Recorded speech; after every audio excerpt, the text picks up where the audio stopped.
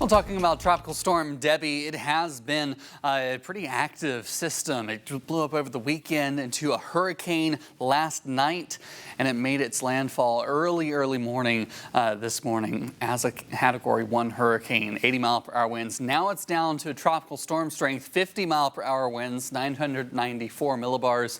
Average sea surface pressure is around 1,013, so that's some relative drop there for you. But you see here on the infrared satellite, it started to lose a lot of energy in the core, some of those green colors, warmer temperatures, so lower clouds. But then just off the coast of Charleston, we're starting to see a band sparking up of some very heavy rain that's going to be coming into the South Carolina and Georgia coast over the next several hours. And not just then, the next several days as well. We've got an incredible amount of rain that's expected to fall around this region as it just sort of meanders here off the coast for a couple of days before it finally gets picked up by the jet stream and moves off towards the northeast. So the next 3 days we have a level 4 out of 4 for the flooding threat, a high risk across the bend of Florida up through Charleston, a high risk into Georgia and South Carolina and Charleston for a third day under the high risk. This region is likely to see 20 to 30 inches of rainfall,